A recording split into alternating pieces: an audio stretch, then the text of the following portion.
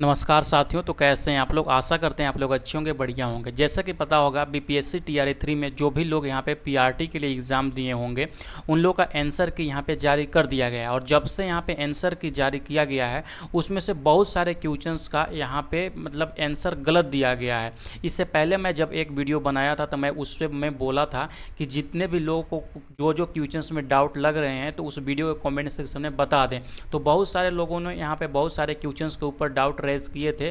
तो इस वीडियो में हम उसी सारे क्वेश्चंस को ऊपर हम चर्चा करेंगे और साथ ही साथ ये भी देखते चलेंगे कि अगर जिन जिन सवाल का यहाँ पे उत्तर गलत दिए गए हैं उसको आप लोगों को किस तरीक़ा से यहाँ पे चैलेंज करना है। ठीक है, तो एक एक करके हम इस वीडियो में यही देखेंगे कि आखिर कौन कौन सा सवाल है जो कि गलत है और यहाँ पे संदेह उस पर बना हुआ है। ठीक है, तो सबसे पहला यहाँ क्वेश्चंस देखिएगा तो स्क्रीन पर 79 नंबर क्वेश्चंस है। ये जो 79 नंबर क्वेश्चंस है आपका ई सीरीज का है। ठीक है, बाकी जो भी लोग आपका जो भी सीरीज होंगे तो ये क्वेश्चंस खोज लीजिएगा। ठीक है, और ये सारे क्वेश्चंस को विथ मैं प्रूफ दिखाऊंगा कि एससीईआरटी और एनसीईआरटी में इन लोगों का जो है वो कहाँ पे ये चीज़ दिया गया और किस तरीक़ा से आप लोग वहाँ पे आपत्ति दर्ज कीजिएगा। ठीक है, यहाँ पे देखिएगा एक सवाल दिया गया था कि कांग्रेस समाजवादी दल की स्थापना कब हुई थी।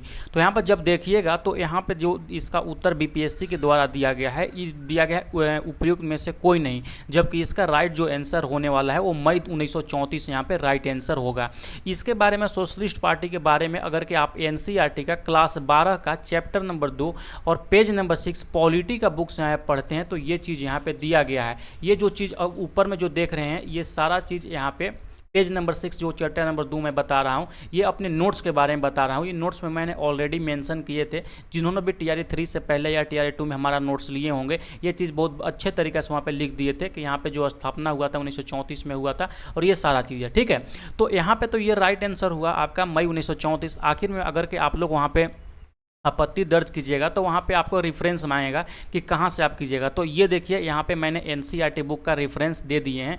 ये जो क्वेश्चंस दिया गया है सोशलिस्ट पार्टी के बारे में एनसीईआरटी का क्लास 12 का पॉलिटी पढ़िएगा चैप्टर नंबर 2 और पेज नंबर 9 में जैसे ही आइएगा तो यहाँ पे दिया गया है। देखिए क्या दिया गया है कि कांग्रेस सोशलिस्ट पार्टी का गठन खुद कांग्रेस के भीतर 1934 ईस्वी में युवा नेताओं की एक टोली ने किया था। देखिए अब यहाँ पे तो आप लोग बोलिएगा केवल 1934 दिया गया है, लेकिन बहुत सारे जब विकिपीडिया वगैरह जब पढ़िएगा तो वहाँ पे क्लियर यहाँ पे दिया गया है कि मई 1934 में यहाँ पे इसका स्थापना किया गया है। तो आप इसको रेफरेंस लेकर वहाँ पे अपना कंप्लेन दर्ज कर सकते हैं। बाकी यहाँ पे बीपीएससी इसको कंसाइडर कर सकती है। ठीक है, आई होप कि आप समझ गए होंगे। दूसरा नंबर क्वेश्चंस में चलते हैं। यहाँ पे देखिएगा तो 149 नंबर क्वेश्चंस, इसमें लोगों का ना बहुत ज़्यादा मतलब कन्फ्यूजन्स हो रहे हैं। जो क्वेश्चंस पूछा गया था कि उल्टे एवं सीधे दोनों प्रकार के प्रास्थितिक पिरामिड किस में पाए जाते हैं। ऑप्शंस था संख्या का पिरामिड, जीव भार का पिरामिड और ऊर्जा का पिरामिड। जब आप यहाँ पे क्लास 12 का बायोलॉजी चैप्टर नंबर 14 का पेज नंबर 10 में आते हैं तो यहाँ पे बहुत ही बेहतरीन तरीके से लिखा गया है। क्या लिखा गया है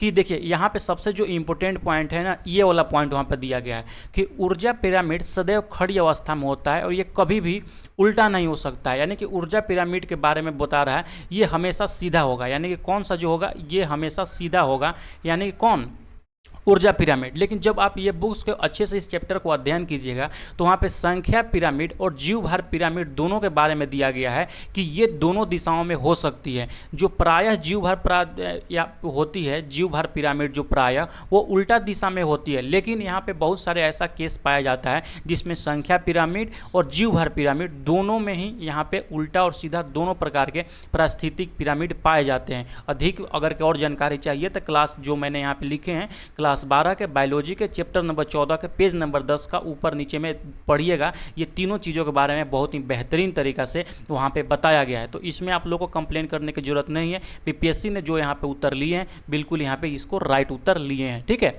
अगला सवाल की तरफ चलते हैं। अगला सवाल जैसे ही आइएगा इसके बारे में हम कल रात में भी आपको बताए थे 140 नंबर क्वेश्चन। अगर इस पे आप लोग आपत्ति दर्ज करते हैं तो 100% है कि आपका यहाँ पे एक नंबर यहाँ पे बढ़ने वाला है। ठीक है, इसमें क्या दिया गया था आपका कि निम्न में से बिहार में सबसे पुरानी नदी घाटी परियोजना कौन सी है? जो बीपीएससी ने आंसर ले रखा है उसका राइट आंसर लिया है कौन सा? दामोदर नदी घाटी परियोजना लिया है, ठीक है। बाकी लेकिन इसका जो राइट आंसर होगा वो आपका होगा यहाँ पे सोन नदी घाटी परियोजना, ठीक है। जिन्होंने नोट्स लिए होंगे, नोट्स का हम जो नोट्स प्रोवाइड किए थे बीपीएससी का सिलेक्शन किट, उसका क्लास 10 का ज्योग्राफी चैप्टर नंबर 1 और पेज नंबर 7 में जाइए। मैंने यहाँ पे बहुत ही क्लियर तरीके से लिख रखे थे कि सोन नदी घाटी परियोजना बिहार की सबसे प्राचीन परियोजना है। यहीं पे पूछ रहा है, देखिए यही पूछ रहा है कि सबसे पुरानी नदी घाटी परियोजना कौन सा है।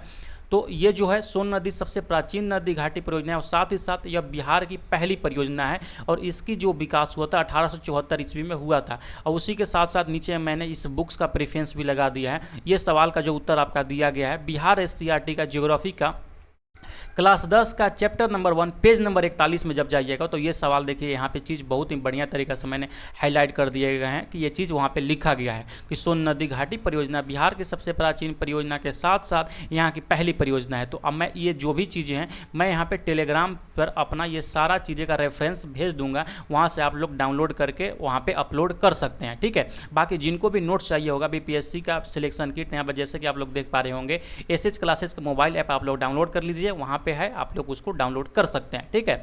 आगे की तरफ हम चलते हैं। नेक्स्ट सवाल यहाँ पे एक ये भी सवाल यहाँ पे उठ रहा था कि जो 74 नंबर क्वेश्चन दिया गया है कि बंगाल के विभाजन को किसके कार्यकाल में वापस लिया गया था। आपको दोस्तों पता होगा कि 1905 ईस्वी में लॉर्ड कर्जन के समय में बंगाल का विभाजन हुआ था और लॉर्ड हार्डिंग द्वितीय के समय में इसको यहाँ पे एक कर लिया गया था, यानी कि उसको रद्द कर दिया गया था, ठीक है। तो इसके रिफरेंस में मैं आप लोग को एक सवाल दिखाना चाहता हूँ। देखिए ये सवाल है यहाँ पे, सॉरी थोड़ा सा गड़बड़ हो गए हैं।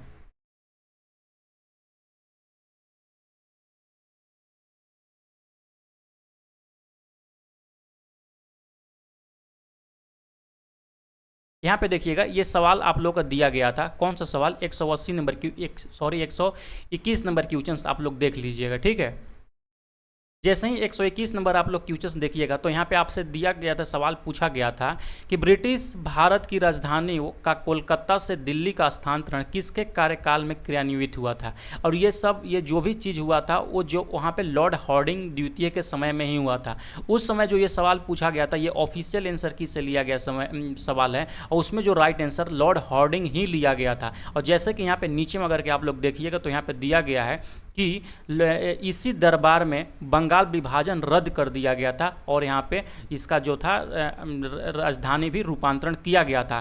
कब? यहाँ पे देखिए कि वायसराय लॉर्ड हार्डिंग के कार्यकाल में ये सारा चीज़ हुआ है। तो बहुत सारे परीक्षाओं में ये सवाल सेम चीज़ सवाल पूछा जाता है और वहाँ पे जो आंसर्स लिया जाता है यही आंसर लिए जाते हैं, लॉर्ड हार्डिंग का ही आंसर लिए जाते हैं। और यही सवाल मैंने अपने नोट्स में ही प्रोवाइड किए थे, तो वहाँ पर मैंने अच्छे तरीके से लिख दिए थे कि जो वायसराय उस समय था लॉर्ड हार्डिंग द्वितीय थे और यहाँ पे बंगाल विभाजन ये रद्द हुआ था। तो देखिए ये जो एक्चुअल में आंसर इसका होना चाहिए लॉर्ड हार्डिंग द्वितीय होना चाहिए, लेकिन बहुत सारे परीक्षाओं में यहाँ पे लॉर्ड हार्डिंग देकर भी यहाँ पे उसको सही उत्तर ले लिया जाता है, जैसे कि अभी आप लोग खुद स्क्रीन पर ये सवाल यहाँ पे देख पा रहे होंगे, ठीक है। अगर के जिनको भी यहाँ पे इसको भी कंप्लेन करना होगा, इसका भी रेफरेंस मैं एनसीईआरटी और एससीईआरटी बुक से अच्छे से देख कर मैं अपने टेलीग्राम चैनल पर सेंड कर दूंगा, तो वहाँ से आप लोग डाउनलोड करके इसको आप लोग कर लीजिएगा, ठीक है। अगला सवाल की तरफ बढ़ते हैं। अगला सवाल जैसे ही आइएगा ये सवाल देखिए, ये सवाल भी बहुत सारे लोगों के द्वारा यहाँ पे कंप्लेन किया गया था कि जो सवाल यहाँ पे पूछा गया था ये कौन सा 3 मई 2023 से मणिपुर में जाति हिंसा का महत्वपूर्ण कारण था। जैसे कि पता होगा मणिपुर जो वायलेंस हुआ था उसका मेन कारण क्या था दोस्तों। देखिए पहला मेन कारण था कि जो मैतेई लोग थे इनका डिमांड था कि इनको यहाँ पे एसटी में शामिल किया जाए, ठीक है।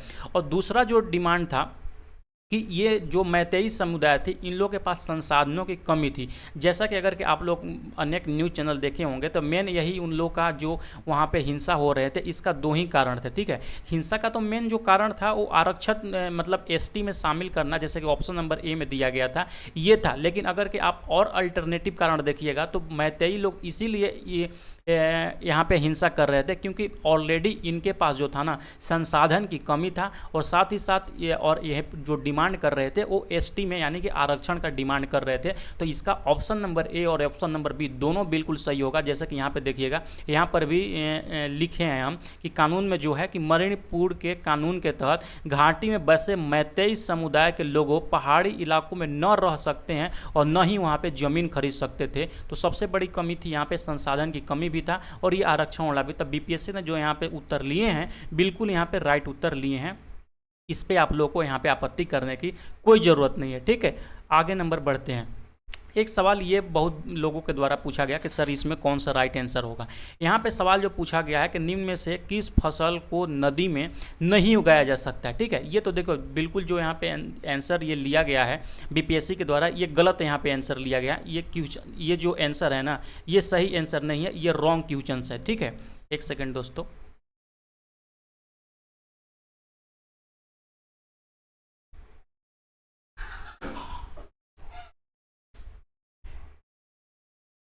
एक सेकंड, थोड़ा सा मैं आप लोग को अच्छे से बताता हूँ।